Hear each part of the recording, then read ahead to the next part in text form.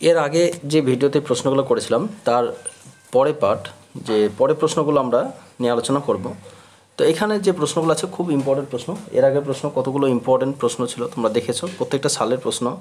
তাছাড়া আরও যে সালের প্রিভিয়াস ইয়ারের প্রশ্ন সেগুলো নিয়ে আমরা আলোচনা করব। প্রত্যেকটা প্রশ্ন কিন্তু খুবই গুরুত্বপূর্ণ। তোমরা খাতা কলম নিয়ে প্রশ্নগুলো নোট করে রাখো। ডব্লিউপি বলো, কনস্টেবল বলো, এসআই বলো, কলকাতার তোমার কনস্টেবল বলো, পিএসসি ক্লার্কশিপ বলো, খুব ইম্পর্টেন্ট প্রশ্ন এগুলো।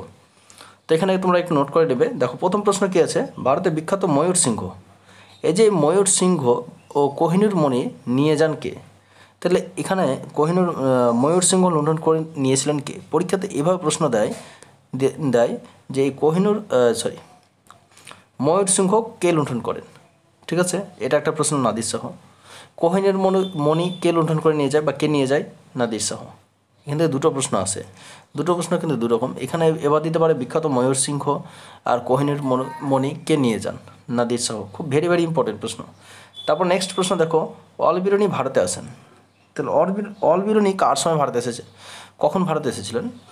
এই অলবিরুনি কার সঙ্গে ভারতে আসেন এটা তোমরা কমেন্টে লিখবে, ঠিক আছে?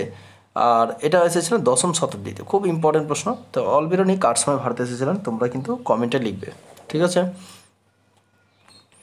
তারপরে দেখো, মোগলরা প্রথম ভারতে আসেন, যে মোগলরা প্রথম ভারতে আসেন কার সময়? ইলতুৎমিশের সময়, ঠিক আছে? তো ইলতুৎমিশের সময় মোগলরা ভারতে আসেন।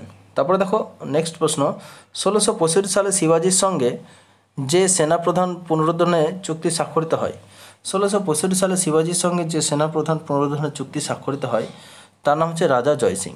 তাহলে 1665 সালে শিবাজির সঙ্গে যে সেনাপ্রধান পুনরুদ্ধারণের চুক্তি স্বাক্ষরিত হয় তার নাম হচ্ছে রাজা জয় সিং। খুব ইম্পর্টেন্ট প্রশ্ন। নেক্সট প্রশ্ন দেখো, চরণগান শুনতে শুনতে যে শাসকের মৃত্যু হয়, এই চরণগান শুনতে শুনতে কোন শাসকের মৃত্যু হয়েছিল? খুব ইম্পর্টেন্ট প্রশ্ন। তাহলে কুতুবউদ্দিন আইবক, ঠিক আছে? চরণগান শুনতে শুনতে যে শাসকের মৃত্যু হয়, কোন শাসকের মৃত্যু হয়েছিল? কুতুবউদ্দিন আইবকের কিন্তু মৃত্যু হয়েছিল। খুব ভেরি ভেরি ইম্পর্টেন্ট বলা যায়, ঠিক আছে? তারপর নেক্সট প্রশ্ন দেখো, পাটনার পূর্ব নাম হলো কি?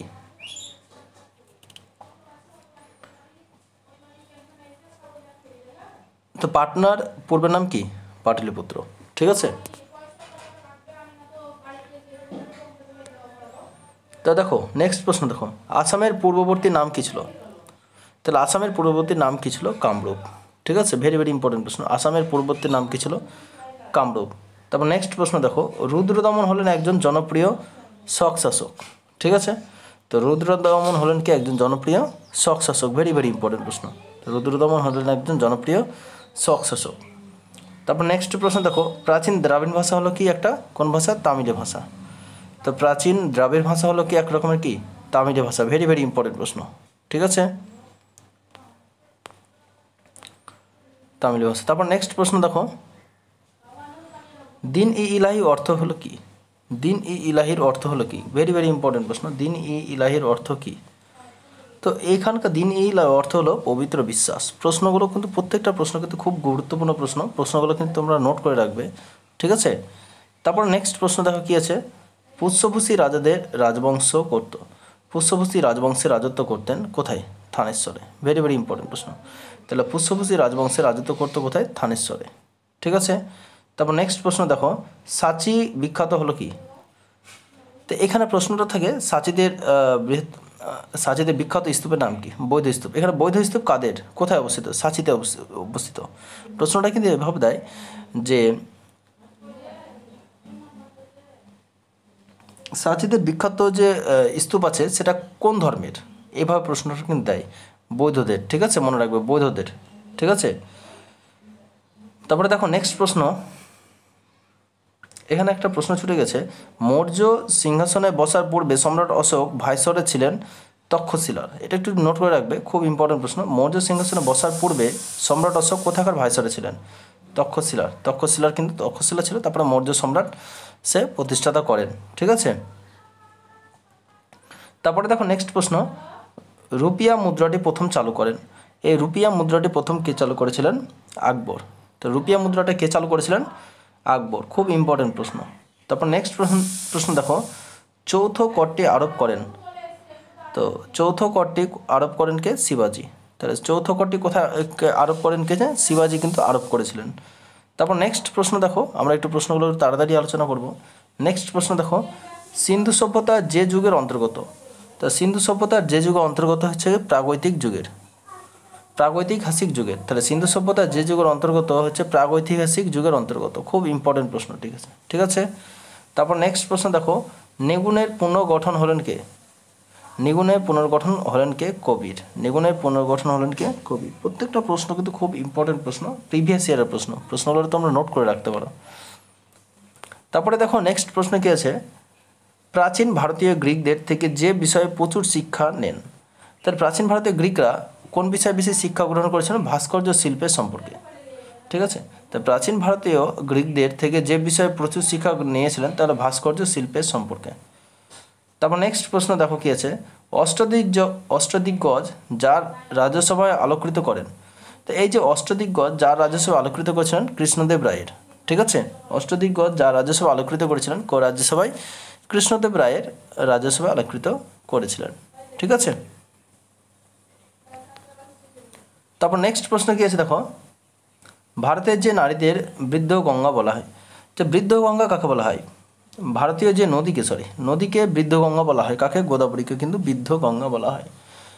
এখানে প্রশ্ন বলতে পারে যে গোদাবরীকে কি বলা হয়, বিভিন্ন অপশান দিতে পারে, তাহলে কী হবে? বৃদ্ধ গঙ্গা, মনে রাখবে বৃদ্ধ গঙ্গা কাকে বলা হয়? গোদাবরী নদীকে। তারপরে নেক্সট প্রশ্ন দেখো, খুব ইম্পর্টেন্ট প্রশ্ন, কম্বু রাজাদের রাজধানীর নাম কি? খুব ইম্পর্টেন্ট, প্রিভিয়াস ইয়ারের খুব ভেরি ভেরি ইম্পর্টেন্ট বলা যায়। কুম্ভু রাজাদের রাজধানীর নাম কি? বানাভাসী। তাহলে কুম্ভু রাজাদের রাজধানীর নাম কি? বানাভাসী। খুব ইম্পর্টেন্ট প্রশ্ন। তারপরে দেখো নেক্সট প্রশ্ন কি বলছে, হিন্দুস্তানে এমন একটি দেশ যা মুগ্ধ করে এখানকার মানুষদের কোনো ভালো লক্ষ্য নেই। তো হিন্দুস্তান এমন একটি দেশ যা মুগ্ধ করে এখানকার মানুষদের কোনো ভালো লক্ষ্য নেই। যে মুঘল সম্রাট এটি মনে করতেন, কোন? বাবর। এই বাবর মনে করতেন যে হিন্দুস্তান হচ্ছে এমন একটা দেশ এখানকার মানুষের কোনো ভালো লক্ষ্য নেই, এটাই কিন্তু বাবর কিন্তু মনে করত, ঠিক আছে। তারপর নেক্সট প্রশ্ন দেখো, কুতুব শাহী বংশের প্রতিষ্ঠাতা হলেন কে? কুতুব শাহী বংশের প্রতিষ্ঠাতাকে কুলি কুতুব শাহী। তাহলে কুতুব শাহী বংশের প্রতিষ্ঠাতাকে কুলি কুতুব শাহী, ঠিক আছে। নেক্সট প্রশ্ন, জমি সংক্রান্ত করগুলি হলো কি? খারাজ, উসর, মুক্তাই। তাহলে জমি সংক্রান্ত করগুলি হলো খারাজ, উসর, মুক্তাই।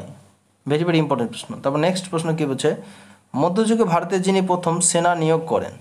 তাহলে মধ্যযুগে ভারতে যিনি প্রথম সৈন্য নিয়োগ বা সেনা নিয়োগ করেন তাহলে কে? ইলতুৎমিশ। তাহলে মধ্যযুগে ভারতে যিনি প্রথম সৈন্য নিয়োগ করেছিলেন, কার সঙ্গে কে নিয়োগ করেছিলেন? ইলতুৎমিশ। খুব ইম্পর্টেন্ট প্রশ্ন, ভেরি ভেরি ইম্পর্টেন্ট বলা যায়। তাহলে মধ্যযুগে ভারতে যিনি প্রথম সৈন্য নিয়োগ করেন তা হলো ইলতুৎমিশ। নেক্সট প্রশ্ন দেখো, যে সুলতান নিজেকে আলেকজান্ডার মনে করেন? তাহলে যে সুলতান নিজেকে আলেকজান্ডার মনে করেন তা হলো আলাউদ্দিন খলজি, ঠিক আছে। তো যে সুলতান নিজেকে আলেকজান্ডার মনে করতেন, কাকে মনে করতেন? আলাউদ্দিন খলজিকে কিন্তু নিজেকে আলেকজান্ডার মনে করতেন। খুব ইম্পর্টেন্ট প্রশ্ন। দেখো, ভারতে মুঘল যুগের বাগান তৈরি করার পরিকল্পনা করেন কে? তো ভারতে মুঘল যুগে বাগান তৈরি করার পরিকল্পনা করেন কে? বাবর। খুব ইম্পর্টেন্ট প্রশ্ন। তাহলে ভারতে মুঘল যুগের বাগান তৈরি করার পরিকল্পনা করেন কে? বাবর কিন্তু এই বাগান তৈরি করার পরিকল্পনা করেন। তারপরে দেখো, যে শাসক পরমাঙ্ক উপাধি গ্রহণ করেছিলেন? যে শাসক পরমাঙ্ক উপাধি গ্রহণ করেছিলেন কে করেছিলেন? সমুদ্রগুপ্ত। তো যে শাসক পরমাঙ্ক উপাধি গ্রহণ করেছিলেন কে? সমুদ্রগুপ্ত এই পরমাঙ্ক উপাধি গ্রহণ করেছিলেন। পরীক্ষাতে এই প্রশ্নটা দেয় যে সমুদ্রগুপ্তের উপাধি এর অপশান দিতে পারে, সেই অপশানের মধ্যে পরমাঙ্কটা হবে।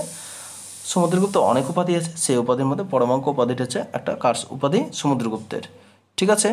খুব ইম্পর্টেন্ট প্রশ্ন যেগুলো আমরা আলোচনা করলাম, প্রিভিয়াস ইয়ারের প্রশ্ন। আরও প্রশ্ন আছে, তোমরা একটু নোট করতে পারো, ঠিক আছে। যেগুলো আমরা ছেড়ে দিয়েছি ওগুলো কিন্তু প্রিভিয়াস ইয়ারে আসেনি, তো প্রিভিয়াস ইয়ারের প্রশ্নগুলো আমরা কিন্তু তোমাদেরকে জানালাম, ঠিক আছে। তো আজকের ভিডিওটা এই পর্যন্তই, আর আমরা আরও প্রশ্ন আছে যেগুলো নেক্সট ভিডিওতে নিয়ে আলোচনা করব। যদি ভালো লাগে অবশ্যই বন্ধুদের মধ্যে একটু শেয়ার করে দিবে। তো আজকের ভিডিওটা এই পর্যন্তই, ধন্যবাদ।